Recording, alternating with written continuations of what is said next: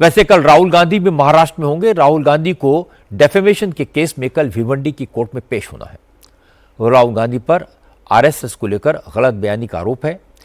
इसी तरह के मामले में आज राहुल गांधी उत्तर प्रदेश में सुल्तानपुर की कोर्ट में पेश हुए। सुल्तानपुर में राहुल गांधी पर अमित शाह के खिलाफ आपत्तिजनक कमेंट करने के आरोप में मुकदमा चल रहा है। 2018 में कर्नाटक असेंबली इलेक्शन के दौरान राहुल गांधी ने अमित शाह के बारे में कुछ बातें कही थी, जिसको लेकर बीजेपी नेता विजय मिश्रा ने सुल्तानपुर में उनके खिलाफ मानहानि का केस दर्ज कराया था। इस केस में कोर्ट ने राहुल गांधी को आज पेशी का आखिरी मौका दिया था, इसलिए राहुल गांधी तय वक्त पर अदालत में पेश हुए। कोर्ट में हाजिर होने के बाद उन्होंने अपने ऊपर लगे आरोपों को बेसलेस और पॉलिटिकली मोटिवेटेड बताया। मुकदमे का सामना करने की बात कही, इसलिए अब इस मामले में अगली सुनवाई 9 मार्च को होगी।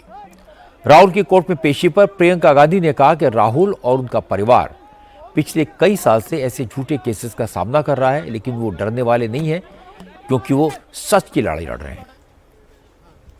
ये उसी तरह की राजनीति का मिसाल है कि केस डालो, झूठे झूठे केस डालो, लोगों को प्रताड़ित करो। हम तो सह रहे हैं, बहुत सालों से सह रहे हैं, और मेरे ख्याल से एक पहचान भी बन गई है कि जो सत्य के लिए खड़ा है, जो सकारात्मक राजनीति करना चाहता है, जो विकास के लिए, जनता के लिए खड़ा है, उस पर सबसे ज़्यादा सरकार का आक्रमण होगा, सबसे ज़्यादा उसी पे केस डलेंगे, सबसे ज़्यादा ईडी, इनकम टैक्स उसी पे होगा। तो एक बैज है, ऑनर का बैज है कि हाँ ठीक है, हम सही रास्ते पे हैं क्योंकि हम पे आक्रमण हो रहा है। जिस केस में राहुल गांधी को भिवंडी कोर्ट में पेश होना है वो आरएसएस को लेकर उनके बयान के बारे में है। राहुल ने भिवंडी में कहा था कि महात्मा गांधी की हत्या के पीछे आरएसएस का हाथ था, इसी को लेकर केस फाइल हुआ। अब कल राहुल गांधी को कोर्ट में मौजूद होकर अपना पक्ष रखने का अवसर मिलेगा। अगर प्रियंका गांधी कहती हैं कि राहुल गांधी डरते नहीं हैं तो ये अच्छी बात है, डरना भी नहीं चाहिए।